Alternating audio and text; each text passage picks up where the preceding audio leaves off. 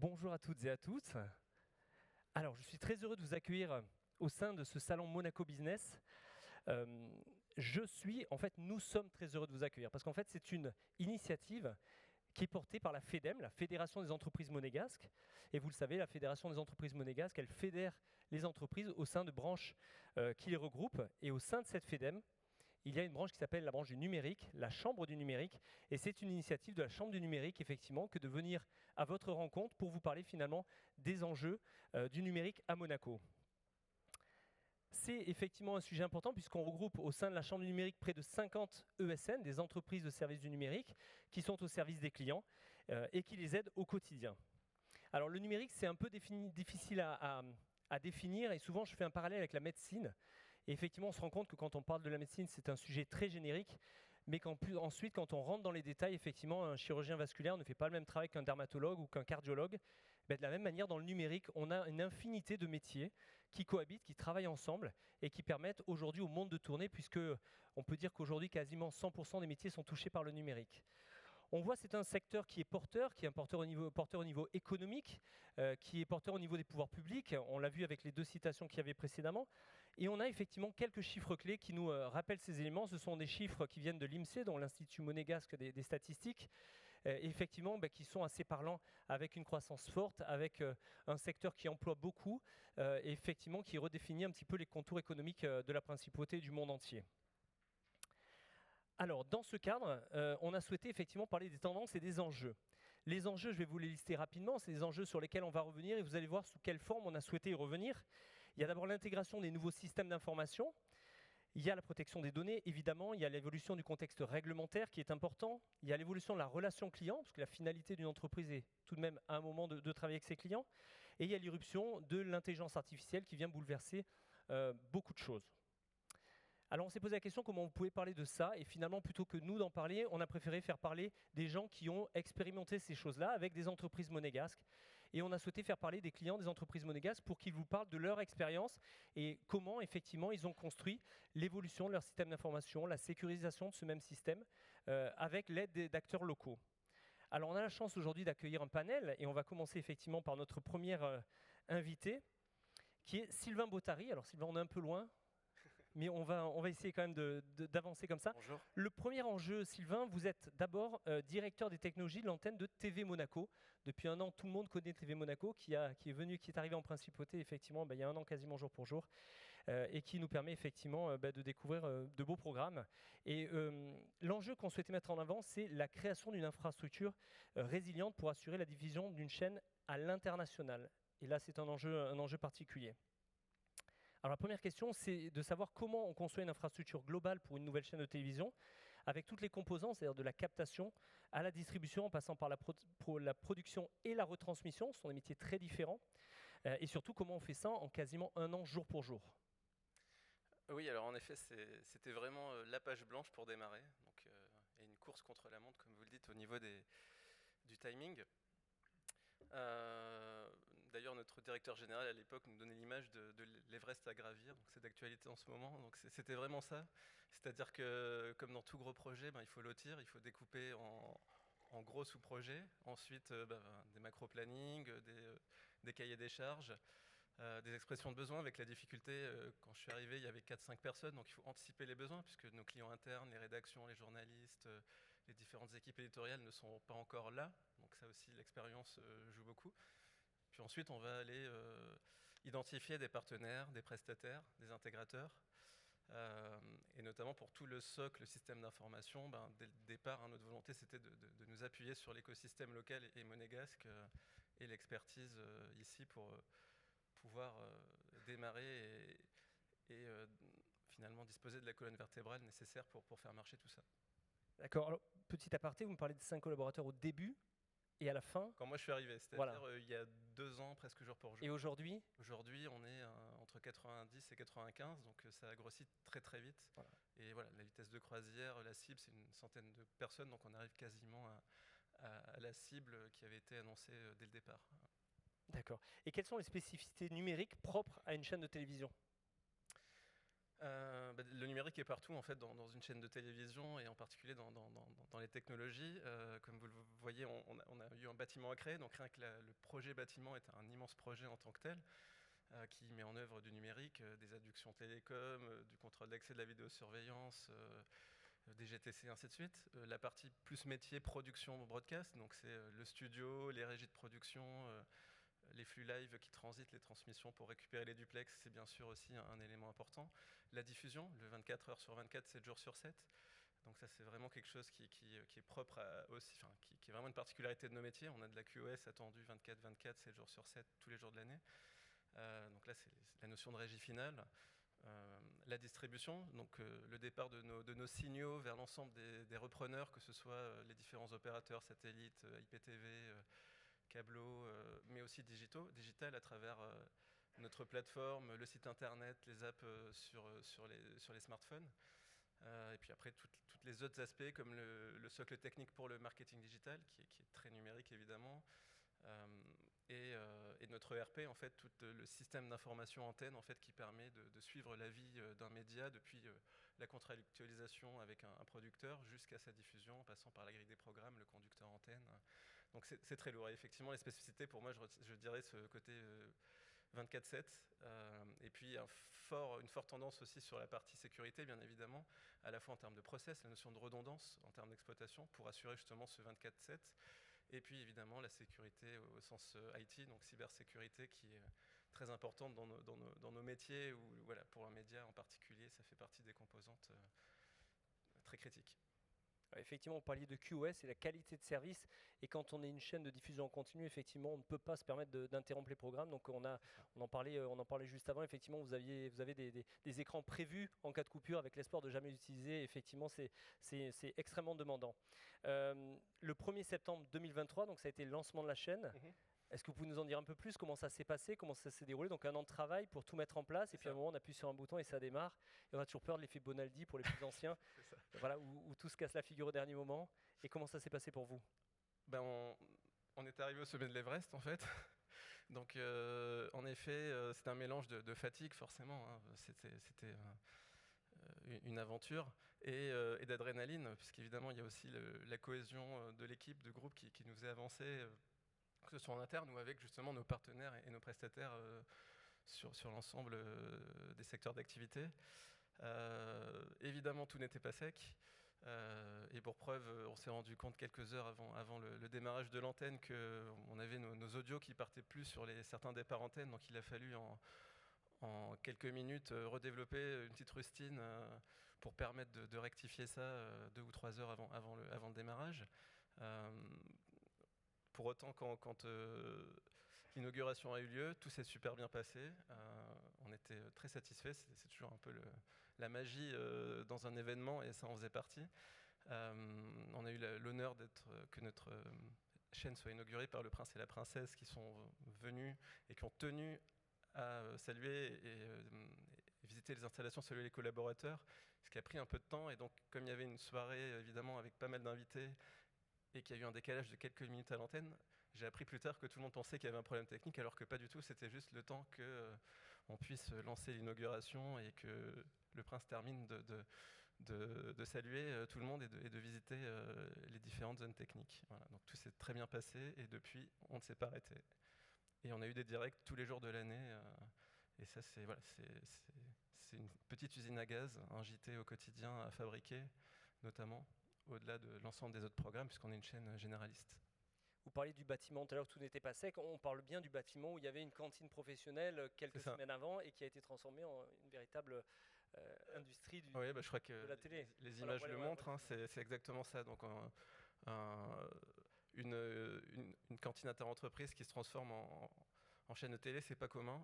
Il y a des contraintes très particulières liées à notre métier, hein, le plateau, la hauteur sous plafond, les notions de sécurité bâtimentaire, les kilomètres et les kilomètres de câbles qu'on a dû faire passer sous un plancher technique pour préparer voilà, notre régie, nos régies en temps et en heure. Donc tout ça fait partie effectivement des contraintes du projet, et on avait encore du plâtre dans les mains le jour du démarrage. Ouais. Au niveau des perspectives, ce qu'on comprend maintenant, c'est que vous avez effectivement une gestion court terme qui est au quotidien, tous les programmes que vous lancez, et vous avez aussi en parallèle une gestion de projet, une gestion à long terme. Est-ce que vous pouvez nous en dire un peu plus sur ces deux aspects-là? Mais déjà, on parlait des partenaires monégasques. Effectivement, ce qui était important pour nous, c'était la proximité et la réactivité. C'est ça qu'on cherchait sur l'aspect système d'information. Ce qui permet aussi de créer une confiance entre les équipes et une meilleure connaissance de nos contraintes métiers très spécifiques.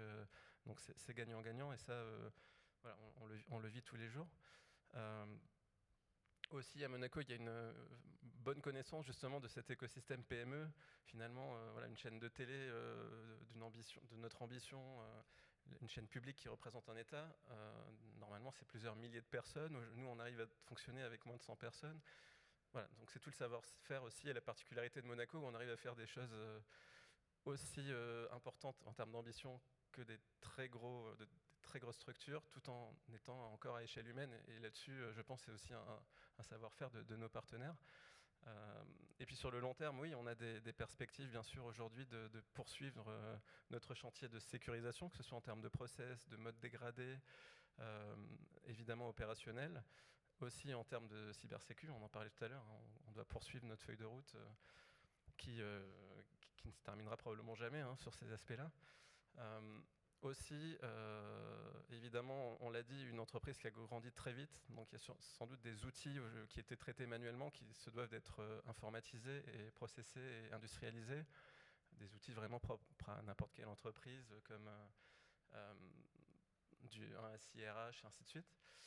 Et d'un point de vue plus métier, là, les aspects sur lesquels on travaille aujourd'hui sur le long terme, c'est vraiment comment optimiser notre travail avec l'aide de l'intelligence artificielle. Il y a beaucoup d'applications dans nos métiers également.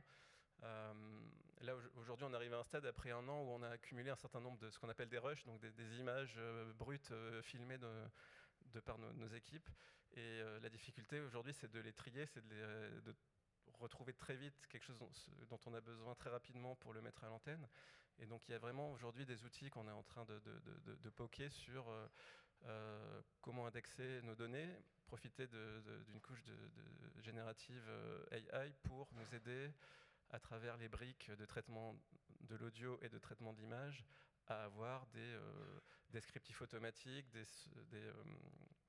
des résumés automatiques de certaines scènes, du découpage de scènes, et via des mots-clés de pouvoir très facilement retrouver des contenus auxquels on a besoin, que ce soit pour les rédactions news et les rédactions sport, ou directement pour l'antenne qui a besoin de scènes dans les programmes. Il y a des tas d'applications comme la conformité, le sous-titrage. Voilà. Donc c'est vraiment ces aspects-là sur lesquels on va s'atteler en parallèle du run et de toutes les productions qui sont en train de grossir, et tous les événements qui vont arriver sur l'antenne dans les prochaines semaines.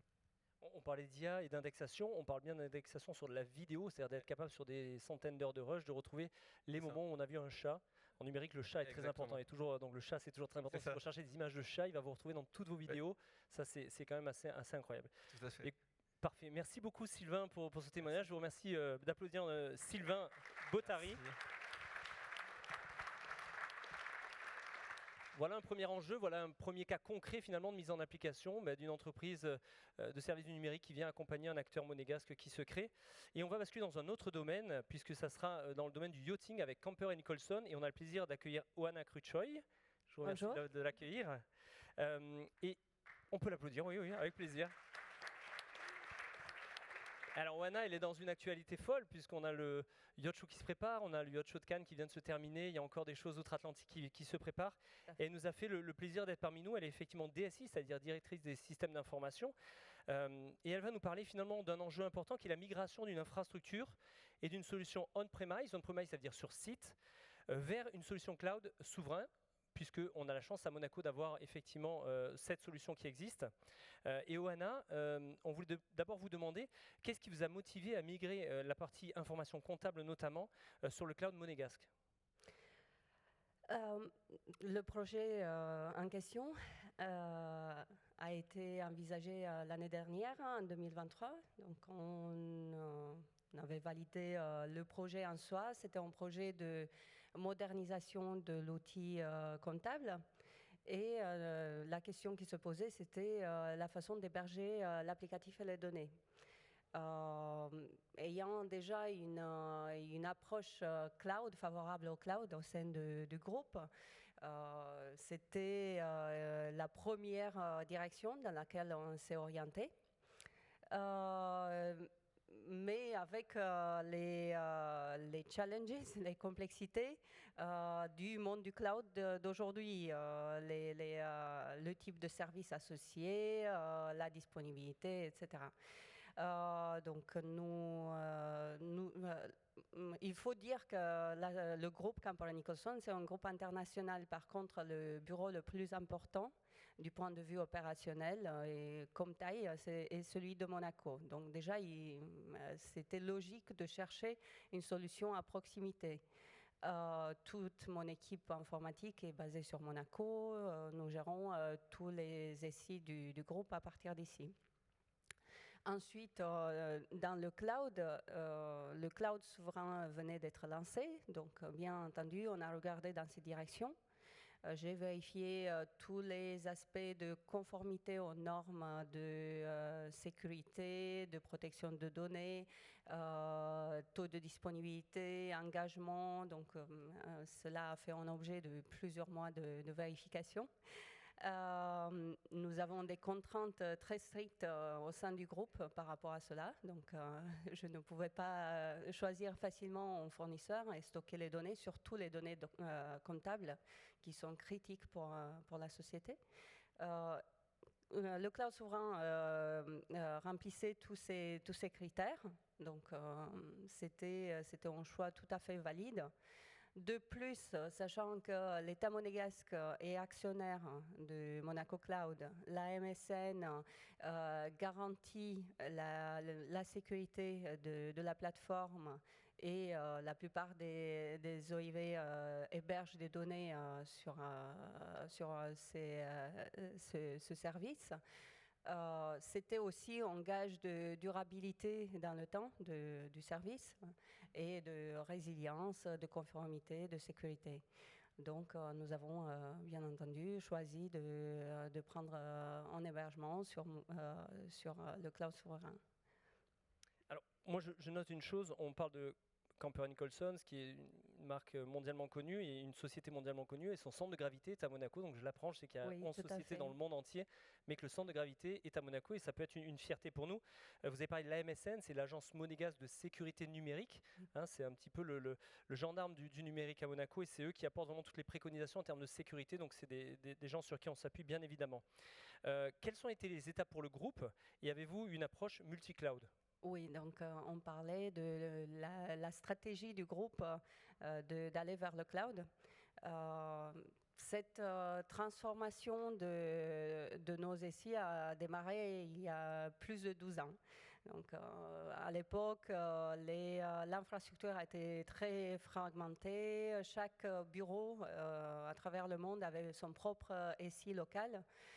Ce qui faisait une gestion centralisée pratiquement impossible.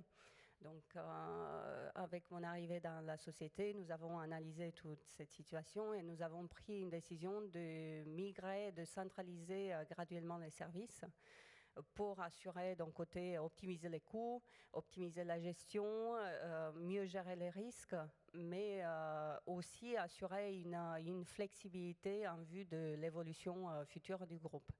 Donc cette transition a été faite progressivement et dès que les solutions cloud ont atteint la maturité nécessaire, ont rempli les critères, les niveaux de conformité qui nous étaient demandés, nous avons pris la décision de commencer à positionner des données dans le cloud. Donc aujourd'hui, nous avons des systèmes basés sur plusieurs clouds, cloud public, SaaS et le cloud souverain, selon le niveau de criticité et de sensibilité de ces données.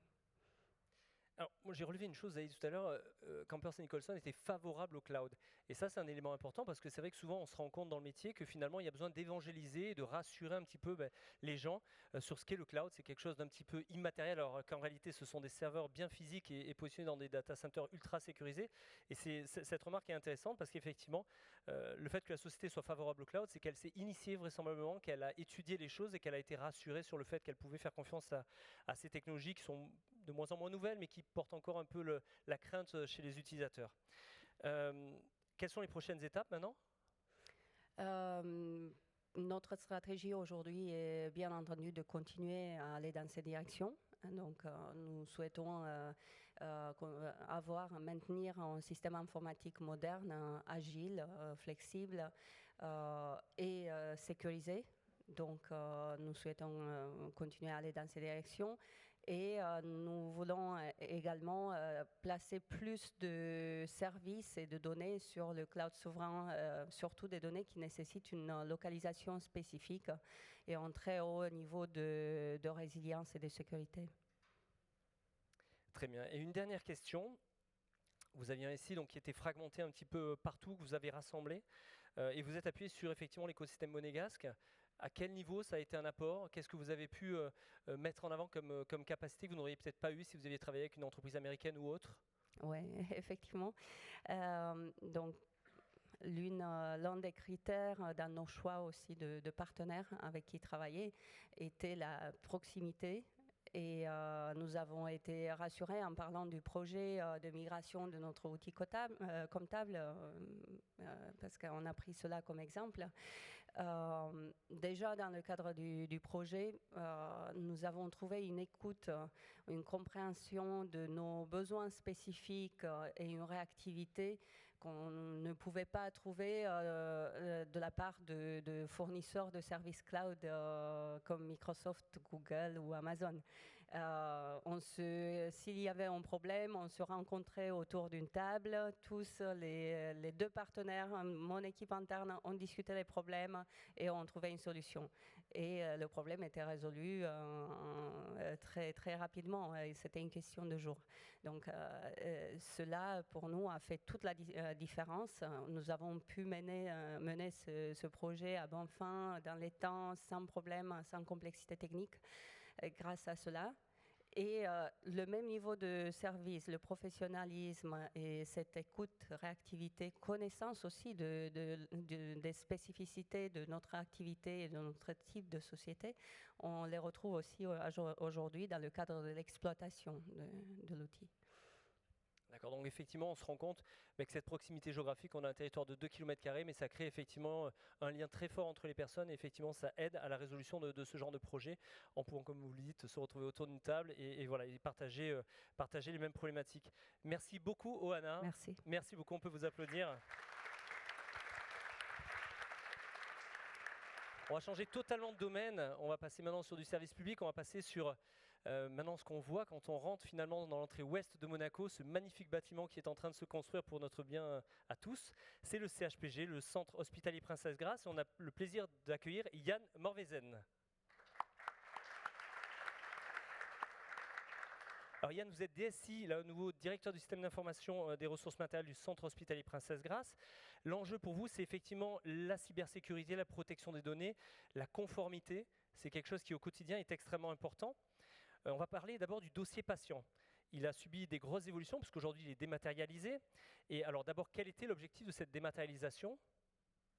Alors, effectivement, je ne vais pas vous parler du nouvel hôpital puisqu'on va avoir la chance d'en bénéficier dans à peu près 2 ans. Mais ce que je vais évoquer là, effectivement, sera aussi directement disponible dans le nouvel hôpital. Il faut savoir déjà que les données médicales, c'est des données qui sont très complexes, qui sont multiples, qui sont sensibles par définition, qui nous concernent tous et qui sont considérables en termes de quantité de données. Donc quand on rapporte tout ça à l'échelle d'une vie humaine, vous pouvez imaginer ce que ça peut représenter donc en termes de volumétrie. Alors, il faut savoir qu'à peu près depuis 30 ans, les hôpitaux donc, se sont lancés dans une démarche donc, de dématérialisation. Alors, c'est parti avec des briques de dématérialisation, donc des petits logiciels, on va dire, ciblés sur certaines activités médicales. donc sans avoir une approche, je dirais, globalisée du patient. Mais depuis, donc, il y a eu d'importants progrès donc, dans le numérique. Et aujourd'hui, donc, on peut disposer vraiment de dossiers patients informatisés très très complets qui couvrent tous les périmètres donc, d'une activité hospitalière. Donc, que ce soit voilà, tout ce qui est médecine, chirurgie, obstétrique, la gérontologie, enfin voilà, donc la psychiatrie. On a vraiment un dossier qui est ce qu'on appelle un dossier commun, donc avec donc, tous ces périmètres. Donc, le dossier dont on a fait l'acquisition il y a à peu près 6 ans, donc pour donner une idée, il couvre 19 modules d'activité. Voilà, donc ce qu'il y a encore 30 ans, on aurait vu des briques séparées. Là, on a vraiment quelque chose de très très complet. Alors, les avantages d'un dossier patient informatisé, ils sont multiples. Donc, alors, déjà, ça permet d'avoir une complétude des informations. Voilà, donc on saisit donc, dans des champs structurés. Voilà, on a vraiment de la donnée complètement structurée. Ça permet de l'accessibilité. Je pense que voilà, j'y reviendrai tout à l'heure. Une confidentialité, puisque avant le dossier patient numérique, donc on avait un dossier papier. Donc un dossier papier, ben, ça traîne, c'est disponible. C'est vous baladez dans un couloir d'hôpital, tout le monde l'a fait, vous avez des dossiers qui traînent, vous pouvez avoir accès à l'information très facilement. Donc avec un dossier numérique, dès lors qu'on a une bonne gestion de la confidentialité, des habilitations, on a quand même un niveau qui est beaucoup plus intéressant. Une traçabilité également des accès, ça c'est très important pour nous. Traçabilité des accès et traçabilité de ce qui est saisi dans le dossier patient. Donc pareil, sur un dossier papier, c'était beaucoup plus difficile. Et enfin, un des derniers enjeux importants pour nous, c'était la mobilité aussi. Donc la dématérialisation permet la mobilité. Vous ne vous baladez pas avec un gros dossier papier sous le bras de façon partagée entre les différents professionnels. Là, on a tout un système donc, de dossiers dématérialisés avec des chariots qui embarquent des panels. On peut se déplacer dans les chambres. On a aussi un système d'iPad. Enfin, on a vraiment développé l'aspect mobilité par rapport à ça.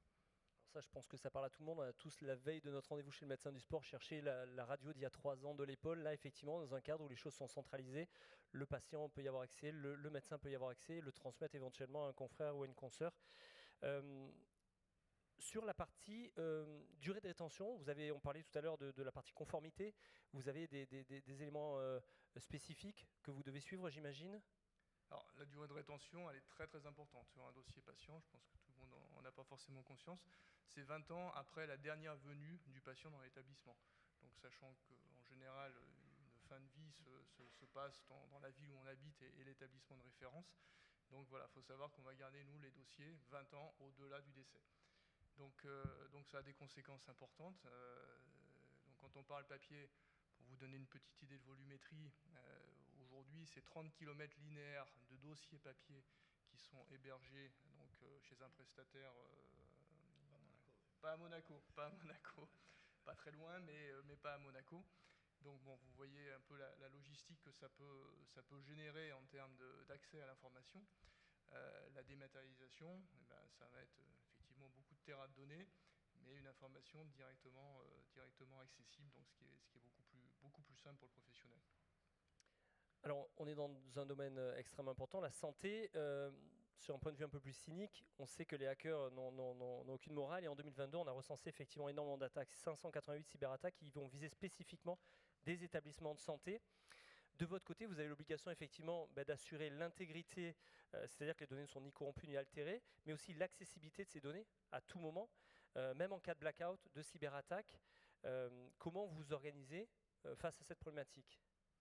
Alors, c'est vrai que le corollaire de la dématérialisation, c'est bon, une accessibilité réellement facilitée.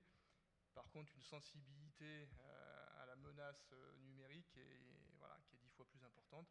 Le papier, à part un problème d'incendie ou dégâts des eaux, oui, le risque est quand même très faible.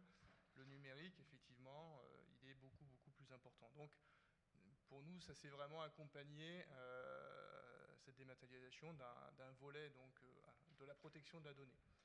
Donc, alors il faut savoir qu'aujourd'hui, tous les DSI d'hôpitaux sont très sensibilisés aux risques cyber, puisque bon, tout le monde suit l'actualité, donc beaucoup d'attaques donc, auprès des hôpitaux. des attaques qui sont d'ampleur très différente. Donc ça peut être un blackout de quelques jours et ça peut être un blackout de plusieurs mois. Donc certains hôpitaux ont été empêchés d'avoir accès aux données pendant plusieurs mois. Donc on a la donnée, on va dire, de production et on a la donnée sauvegardée. Donc, il y a eu pas mal d'hôpitaux aussi qui ont eu leur sauvegarde corrompue. Et là, je veux dire, c'est la grosse galère.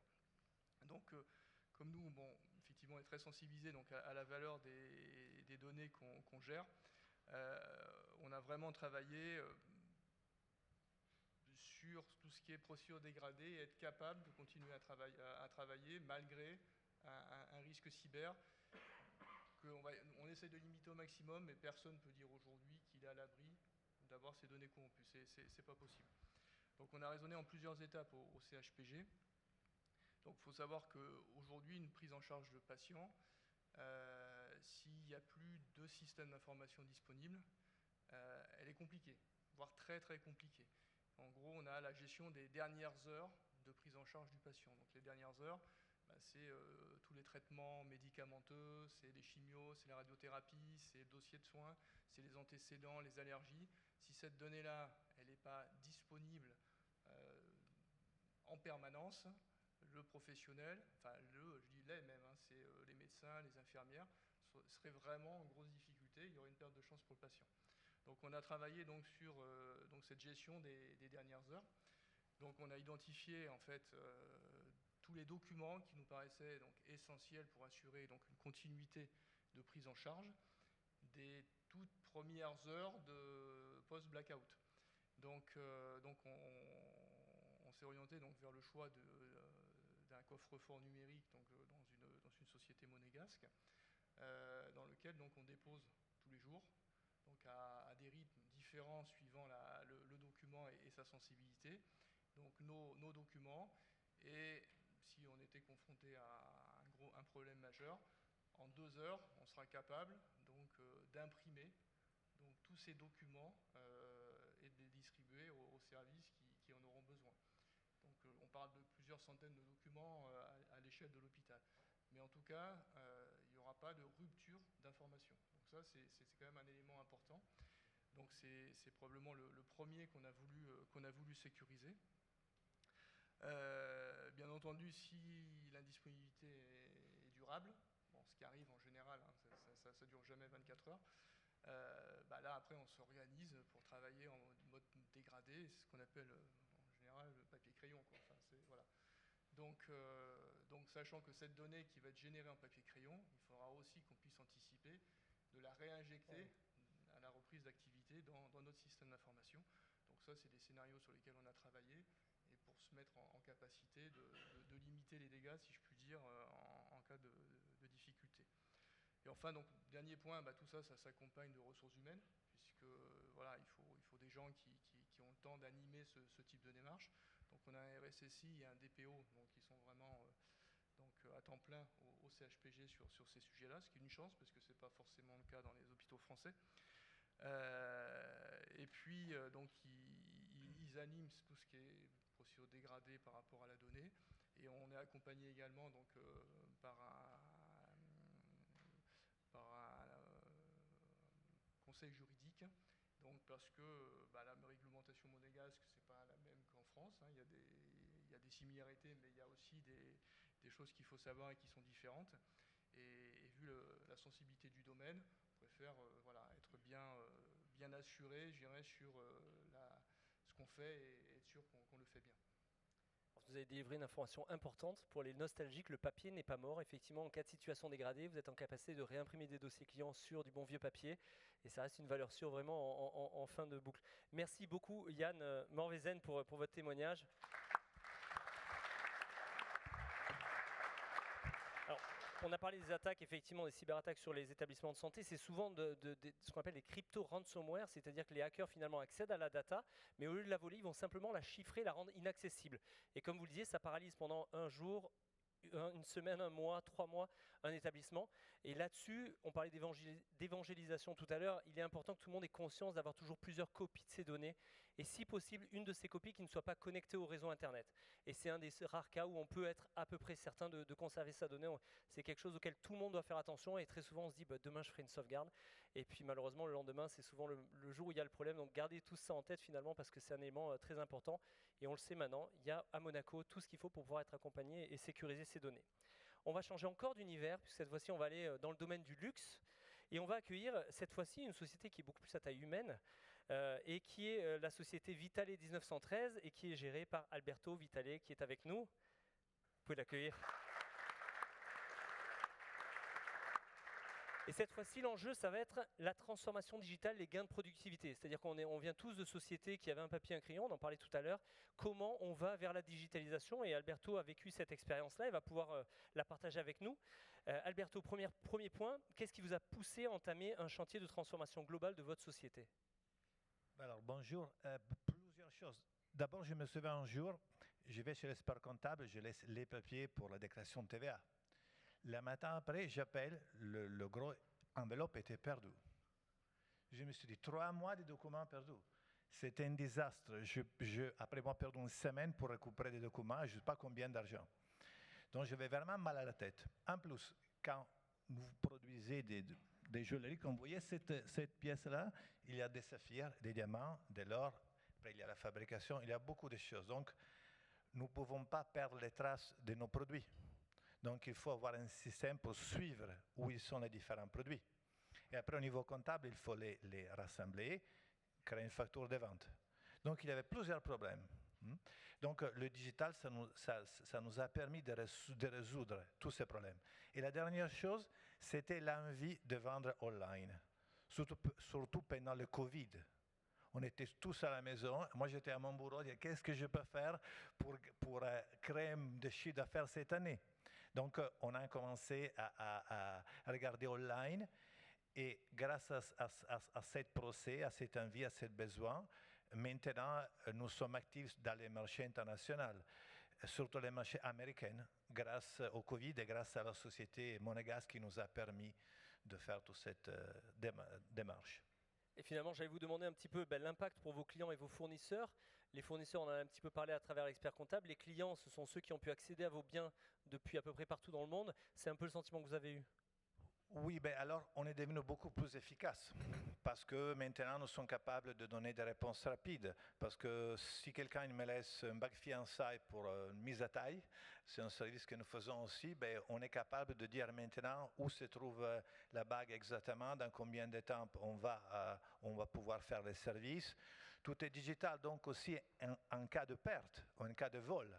Imaginez maintenant quelqu'un rentre dans mon showroom, il vole tout. Alors je dois aussi payer toutes les personnes qui ont des biens chez nous pour des réparations ou pour des différentes raisons. Donc pour les clients, ils changent énormément. Bien sûr aussi il y a l'aspect CRM, donc le Software Customer Relationship Management, que nous l'avons intégré dans un système, et la base de données, il parle avec la partie comptable et aussi avec la partie gestion de stock. Donc pour les clients, c'est devenu plus simple, et les clients reçoivent la facture via mail ou WhatsApp, ou comme ils préfèrent, ils peuvent recevoir, même payer par Carlo. Donc tout est digital. Nous, les papiers, c'est fini. Ça fait 4 ans, l'imprimante est morte. Bon, quelquefois on imprime, si quelqu'un vraiment il veut le papier, on le fait, mais je veux dire, ça a changé beaucoup aussi pour les clients. Alors, vous parliez du CRM, justement, on peut revenir dessus. Aujourd'hui, il n'y a pas vraiment de business sans CRM, cette fameuse outil qui permet de centraliser toute la donnée client. L'objectif, c'était d'abord de créer une relation durable avec le client, de bien le connaître, de pouvoir l'accompagner, et aussi peut-être de lire ce qu'on appelle les KPI, c'est-à-dire les éléments clés finalement du business, qu'est-ce qui croît, qu'est-ce qui décroît, qu'est-ce qui a le plus de succès, et pouvoir finalement adapter votre politique marketing et votre politique commerciale à ces données.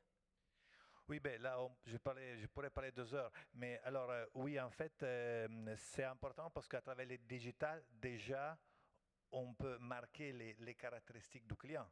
Parce que si je rencontre quelqu'un qui a 20 ans, qui n'est pas encore marié, bien sûr, c'est un client potentiel pour un bague fiançailles. Et après, tout le chemin de la vie d'un couple. Donc, il y a forcément des pièces de joaillerie, des bijoux potentiellement à lui proposer. Mais aussi, qu'est-ce qu'il fait les clients? Est-ce que les clients, par exemple, ils aiment les montres, ils aiment plutôt les bagues, où il y a des goûts, ou c'est un couple jeune et la femme est super fashion, et donc je peux l'inviter à un défilé? Oui ou non?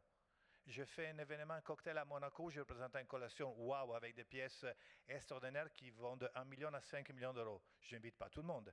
Je dois pouvoir inviter que les clients qui ont un certain pouvoir d'achat et ont un goût.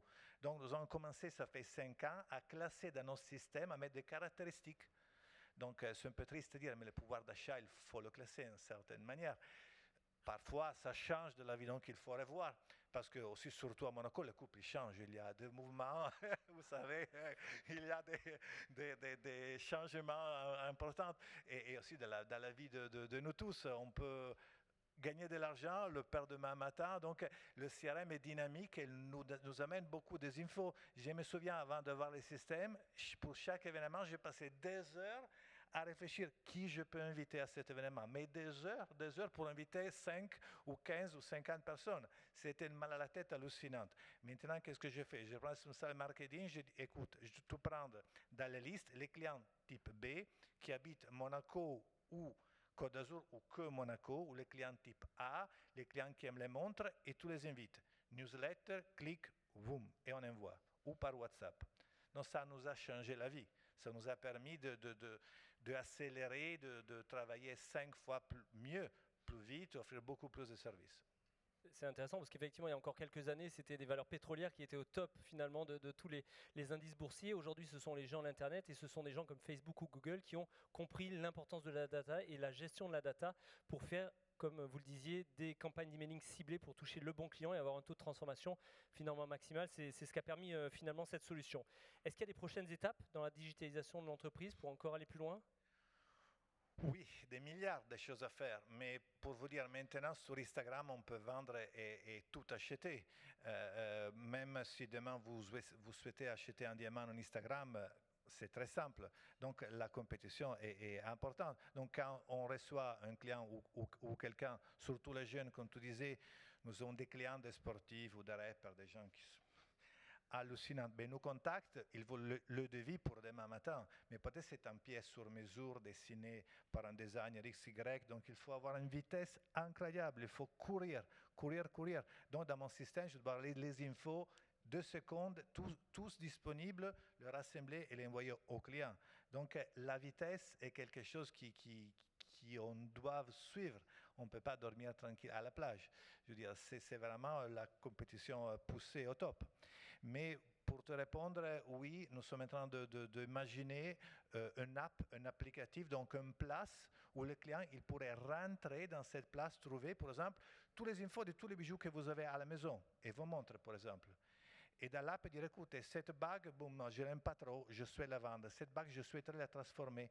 Donc, comme ça, pour pousser les femmes à ne pas oublier les bijoux dans les coffres, parce que c'est typique. Les femmes, ils oublient le 80% des bijoux dans les coffres et il va toujours demander au mari, je souhaiterais avoir la nouvelle.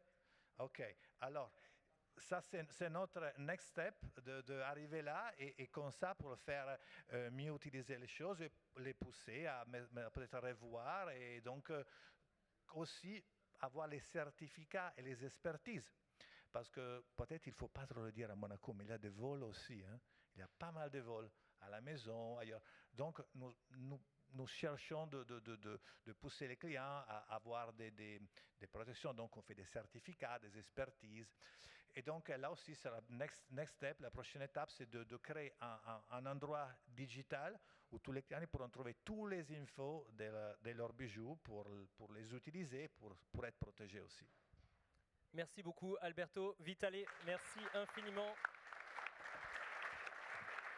Et vous voyez, ce panel est divers, ce panel est varié et on a la chance maintenant de venir aussi à un groupe qui est une fierté pour la principauté, c'est la SBM, bien évidemment, la Société des Bains de Mer. On a la chance d'avoir Julien Chenaf avec nous, que je vous demande d'accueillir. Merci.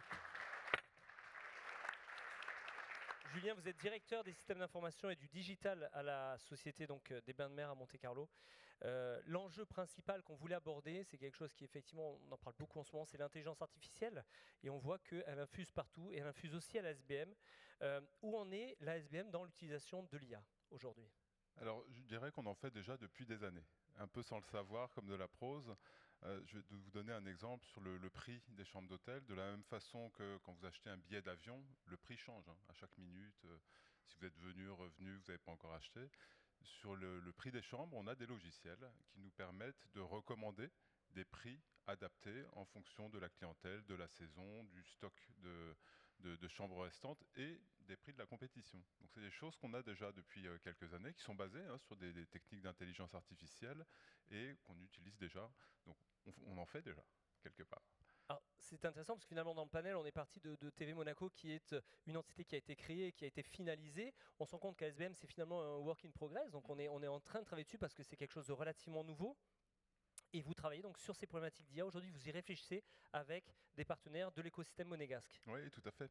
Il y a énormément de ressources hein, qui sont déjà disponibles. On a la chance d'avoir une principauté qui est très développée sur le digital et une communauté qui est proche. On se connaît tous assez facilement. Bon, moi, ça fait 1 an que je suis là seulement, mais je connais déjà pas mal de personnes et on a tous les mêmes problématiques. Donc on a les mêmes problèmes, c'est facile d'accès pour en discuter et on a en général un actionnaire commun, en tout cas pour certains d'entre nous, qui nous pousse à mutualiser finalement les efforts plutôt que de faire chacun de notre côté, autant faire ensemble pour aller plus loin. Alors, cette IA, finalement, donc on en parle beaucoup. Aujourd'hui, il faut savoir que dans beaucoup de domaines, elle fait mieux que l'humain. Et donc, elle est injectée effectivement dans beaucoup d'éléments, notamment la cybersécurité, où elle va pouvoir en temps réel détecter des choses qui lui paraissent anormales par rapport à des comportements habituels. Elle va pouvoir analyser ça. Et je crois qu'aujourd'hui, vous travaillez justement sur l'application pratique au niveau de la sécurité des systèmes d'information. Ça vous paraît impératif, j'imagine, aujourd'hui? Alors c'est un enjeu, hein, comme mes collègues aujourd'hui, protéger les données de nos clients, leur confidentialité, c'est clé. En plus, on a des réglementations hein, qui nous imposent d'avoir un niveau de sécurité très important. Et à l'échelle d'une société comme la Société des Bains de Mer, il y a énormément d'ordinateurs un peu partout, il y a énormément de sites, et en sécurité informatique, et en sécurité tout court, on n'est jamais plus protégé que le maillon faible. Donc il suffit d'avoir une fenêtre qui est ouverte, vous pouvez avoir une porte blindée. Si vous avez laissé la fenêtre ouverte à la cave, bon, terminé. Donc on a beaucoup de choses à protéger. Donc on met comme des caméras hein, qui regardent ce qui se passe sur le système d'information et ça nous remonte plein d'informations. Mais le problème avec cette tonne d'informations, c'est qu'il faut pouvoir la traiter. Et on ne peut pas physiquement avoir des opérateurs humains qui regardent tout ce qui se passe. Et à ce titre-là, l'intelligence artificielle nous permet de repérer, filtrer, détecter des comportements anormaux. Si on voit, alors si l'intelligence artificielle se rend compte qu'un utilisateur d'habitude se connecte aux heures de bureau et puis d'un coup le week-end, depuis une connexion à l'étranger, il accède à son compte, voilà, ça va pouvoir nous permettre de lancer des alertes auprès des opérateurs physiques qui vont ensuite l'analyser. Et là-dessus, on s'appuie sur une entreprise monégasque hein, qui nous aide à mettre en place tous ces outils.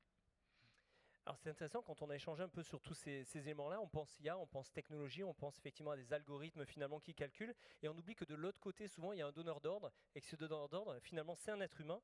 Et je crois que vous avez fait en sorte d'avoir un code de bonne conduite pour les employés. Donc vous avez pensé aussi à l'aspect des employés qui allaient utiliser ces technologies-là, et pas seulement la technologie. Est-ce que vous pouvez nous en dire quelques mots? Oui, tout à fait.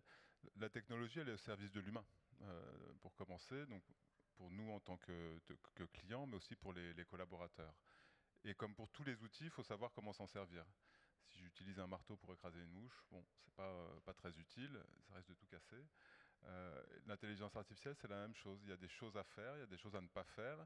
Je prendrai un exemple. Hein. Il y a quelques mois, j'ai dû prendre la décision de couper tous les accès aux intelligences artificielles publiques hein, qu'on trouve sur Internet depuis les postes des collaborateurs, parce que c'est une des sources de vecteurs d'attaque informatique la plus importante.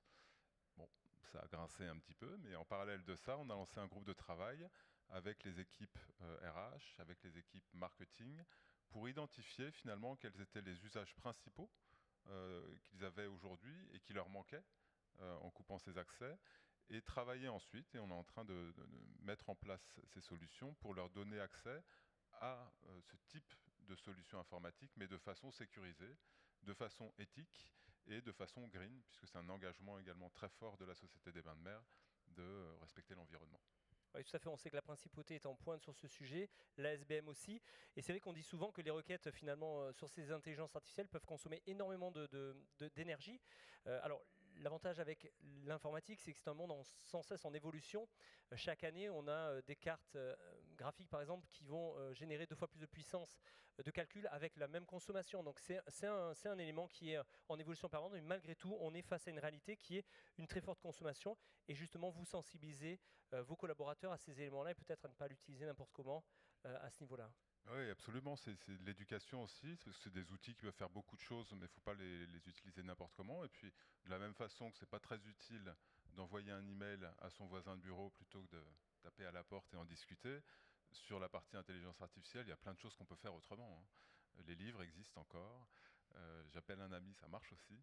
On n'est pas obligé de tout demander à ChatGPT, parce que chaque requête a une empreinte, hein, environnementale qui est colossale. Donc il faut l'utiliser à bon escient, je crois. Oui. Merci beaucoup, Julien Chenaf, pour votre témoignage.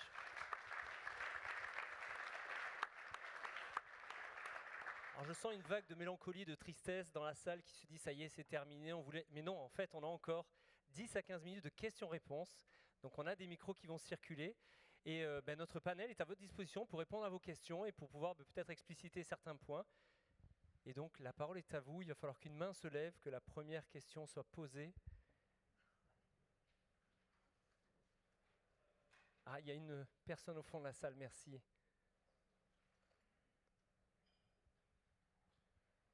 Bonsoir, je suis Dorine Akoa. J'étais intéressée par la conférence de M. Vital et il a beaucoup parlé de ces CRM, alors que je pensais qu'il allait beaucoup plus nous parler des bijoux.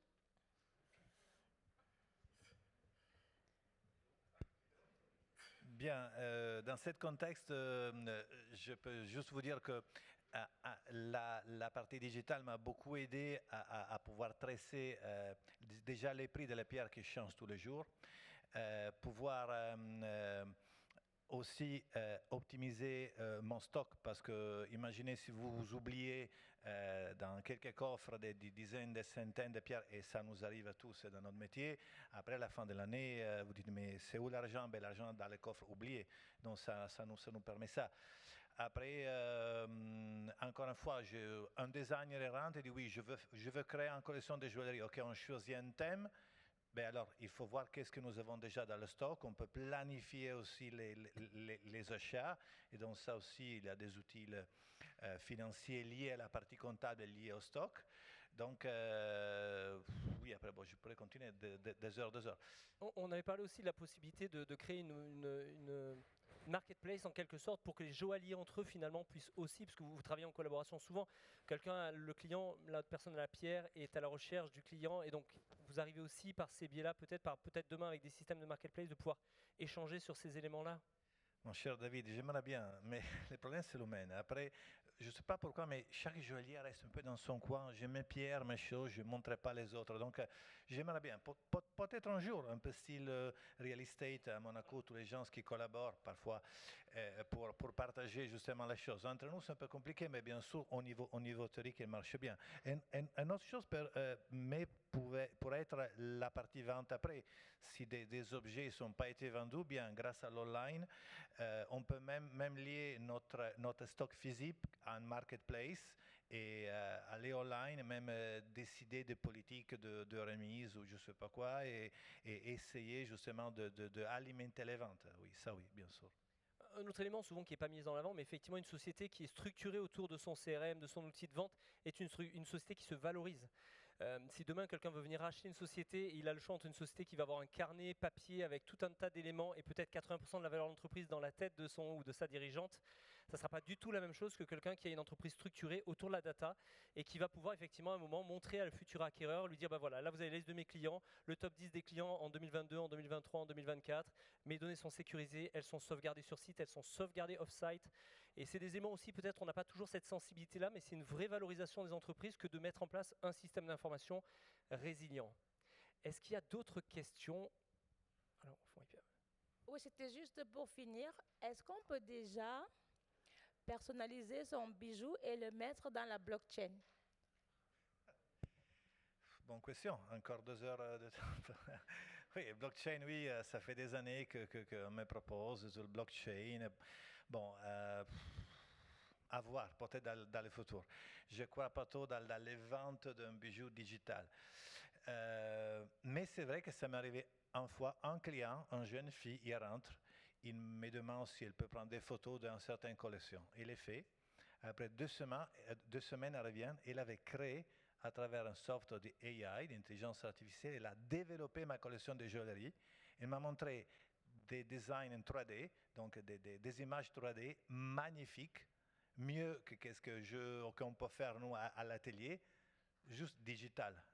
Donc imaginez-vous, quelqu'un qui a du talent aujourd'hui, il peut créer une collection de joaillerie sans avoir un gramme d'or ou une pierre, la mettre online et vendre sans avoir un seul produit, sans investir un seul euro. Ça, c'est quelque chose que je pense que ça va arriver un jour. Après, de vendre le digital et que quelqu'un achète la partie digitale, ça, c'est bon, Synchroneta peut-être un peu bizarre. Mais déjà, la première partie intéressante, elle permettra peut-être aux jeunes de se lancer dans un métier où il était toujours difficile à rentrer parce que justement, il a des barrières d'entrée financières importantes. On avait, je crois, une question tout au fond, madame. Oui, bonjour. Je voulais savoir comment vous gérez tous à votre niveau la date limite du consentement de stockage de données. Je crois que selon les HTTP, c'est limité à 5 ans, je crois. Je pense juste que, ouais, par rapport aux bijoux, par exemple, moi, honnêtement, ça me fait un peu flipper si je serais référencée comme cliente ABCE, habitant ici ou là-bas. Moi, je ne suis pas sûre si je voudrais être référencée et connue comme ça à la longue. Si vous pouvez un peu expliquer comment ça se passe. Par contre, en médical, je vois tout à fait l'intérêt d'avoir un suivi pendant plusieurs années, ou voire des décennies, parce que c'est tout ça l'intérêt d'avoir une information fiable et transférable. Alors, sur ce sujet, c'est un sujet un peu technique, qui est un peu plus juridique. Alors, la chance qu'on a, c'est qu'on a aussi à Monaco des spécialistes du domaine. Et donc, après, est-ce que certains veulent répondre sur la gestion de la donnée client? Je pense qu'elle est normalisée. Et donc, elle est conservée un certain temps avec le consentement du client. Je ne suis vraiment pas spécialiste du domaine. Je ne sais pas si certains veulent prendre la parole. Je pourrais juste dire que, par exemple, nous, à l'interne, personne, c'est le nom de le client. Je crée des codes et soit les comptables, le designer ou l'usine ne voient jamais les noms de clients. Jamais. C'est que soit moi, je suis le prêteur de société, ou soit la personne le vendeur qui est en contact avec le client, il connaît le code et la personne. Ça, c'est un premier point. Et je pense que vous aussi, dans vos domaines, c'est la même chose. Alors, peut-être une question au fond et puis après, on passera devant. Pardon, c'était juste pour répondre.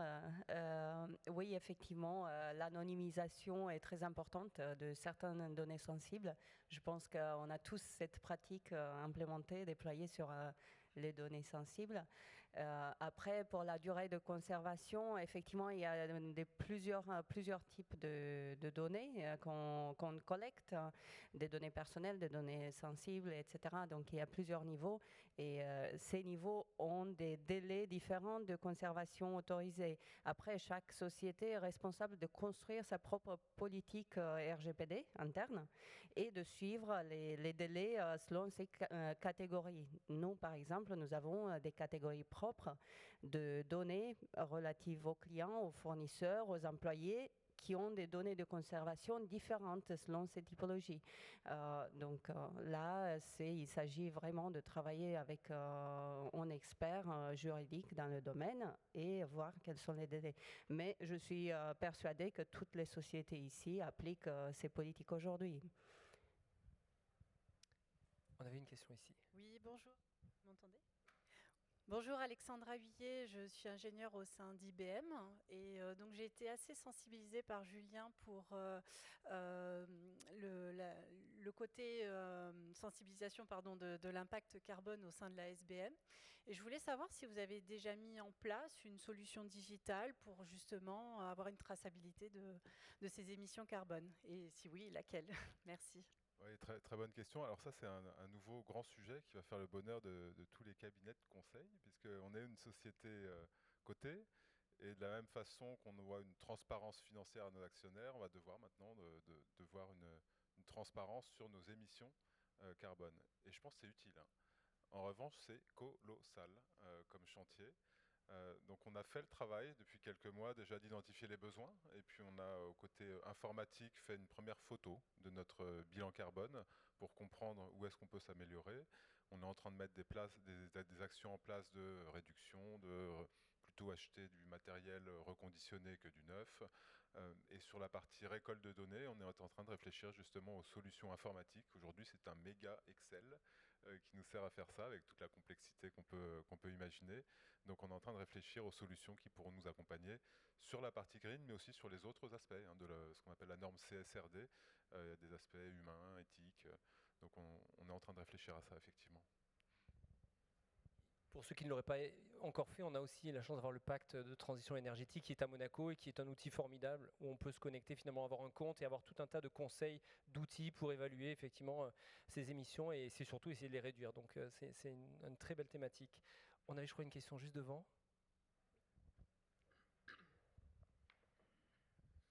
Bonjour. En fait, c'est 3 questions, mais elles sont non équitablement réparties et très courtes. La première, elle concerne M. Bottary. Ça n'a rien à voir avec l'IT en tant que tel, mais quelle est votre audience aujourd'hui? Alors, il faudrait sans doute demander au responsable marketing où est la direction. Nous, en fait, il y a 2 façons de mesurer l'audience, puisqu'on est présent à la fois sur les canaux linéaires, à savoir la distribution classique d'une chaîne de télévision 24/7 sur les réseaux, comme j'expliquais, satellite, TNT local, Monaco Télécom, bien évidemment, en tant que chaîne nationale. Et puis, il y a une audience digitale avec la partie VOD, la partie replay sur laquelle on est aussi très présente. Et là-dessus, voilà, on passe soit par des opérateurs, justement IPTV qui rebasculent sur le digital, soit par notre propre plateforme qui nous permet d'ailleurs derrière d'avoir des notions de CRM également, puisque c'est là-dessus qu'on va pouvoir demander aux gens de se loguer, connaître aussi leur centre d'intérêt et les sensibiliser lorsque des contenus intéressants pour eux sont disponibles via des push notifs, ainsi de suite. Donc moi, j'ai pas encore les chiffres. Ce que je sais, c'est que les résultats sont bons, on est au vert et voilà, c'est encourageant. J'ai pas de chiffres particuliers qui ont encore été communiqués, puisque sur la partie linéaire, il faut faire partie d'un panel médiamétrie où là, ce n'est pas encore le cas de TV Monaco, ce n'est pas aujourd'hui la priorité. C'est quelque chose qui est extrêmement coûteux et je ne sais pas si je l'ai dit, mais on a dû démarrer aussi avec des contraintes fortes en termes de budget global, que ce soit à mon niveau, mais à l'échelle de toute l'entreprise. Donc la partie mesure d'audience, médiamétrie n'est pas en place. Donc les canaux aujourd'hui sur lesquels on peut mesurer sont les canaux digitaux et notamment notre plateforme, notre site web, où là on a des indicateurs de qu'est-ce qui marche le mieux et donc de jouer aussi au niveau de la programmation, de l'antenne, de l'éditorial par rapport à ces éléments-là pour justement tirer vers le haut et augmenter l'audience. Donc on a des événements sportifs qui ont très très bien marché, on a des reportages et des documentaires qui ont très très bien fonctionné aussi sur les 80 ans de la libération de Monaco, ainsi de suite. Voilà, on peut retrouver d'ailleurs, même tout le monde peut le retrouver en tapant tmonaco.com, il y a le top 10 en fait de nos programmes. Ça donne une idée aussi de ce que les gens attendent en termes de classement. La deuxième question. Bon, vas-y, on t'entend. On t'entend, ouais. Oui, la deuxième question vous concerne également. On a évoqué, M. Morvezen a parlé de volumétrie. Quelle est votre volumétrie aujourd'hui et par rapport aux archives notamment que vous devez conserver et comment vous arrivez à vous projeter dans le futur en termes d'évolution? Ok. On a, comme j'expliquais, des journaux tous les jours, donc on a qui est du contenu tous les jours, notre propre contenu. On a du contenu qu'on achète, c'est-à-dire tous les programmes qu'on achète prêts à diffuser, comme on dit. Les producteurs nous livrent des contenus selon des normes techniques. On a dans nos métiers, on a des volumes assez élevés en termes de taille de fichiers, puisqu'on travaille avec on appelle ça des codecs autour de 50-60 mégabits par seconde, donc ça va effectivement très vite. Il y a des flux qu'on acquiert aussi en temps réel en provenance de sites distants à travers les liaisons télécom mises en place et qu'on enregistre avec des boucles et on vient ensuite sélectionner ce qu'on veut garder. Donc l'archivage est un enjeu important pour nous et le stockage, on s'appuie bien sûr sur les technologies cloud pour à la fois sécuriser et archiver une partie de nos contenus, parce qu'on ne peut pas avoir tout sur site en permanence. Donc il y a vraiment du stockage à différents niveaux, du stockage de production, post-production, avec de la haute performance, où les monteurs peuvent aller taper dedans et travailler à plusieurs, même en collaboratif dessus, et ça c'est vraiment la partie la plus performante. Ensuite on a du stockage de diffusion, c'est vraiment le stockage dans lequel on va lire les fichiers vidéo et les jouer à l'antenne. Et ensuite pour tout ce qui est sauvegarde de ces programmes-là, ou débord dans le cloud de nos rushs qu'on décide d'archiver, on passe par des technologies cloud avec du stockage de type S3, stockage objet, avec des liaisons aujourd'hui qui passent à travers les accès Internet entreprise mis en place avec l'opérateur monégasque, qui a été justement suffisamment bien dimensionné. Et ça fait une de nos particularités, c'est qu'on a des très gros tuyaux vers l'extérieur pour passer à la fois les flux vidéo bidirectionnels, pour recevoir nos duplex, aussi pour livrer les signaux de l'antenne, mais aussi pour tout le trafic fichier vidéo, puisque c'est des fichiers assez lourds. Et donc, voilà, grâce au cloud, on peut y aller petit à petit, c'est-à-dire qu'en fonction de nos objectifs et aussi de la pression qu'on met en interne pour justement ne garder que ce dont on a vraiment besoin, on peut tous les 6 mois dire tiens, il nous faut 20 Tera de plus, et on les prend, on souscrit en mode service à ce type de technologie stockage S3. Nous avons une toute petite dernière avec une réponse flash. La dernière question, elle est assez rapide, elle concerne Monsieur Vital.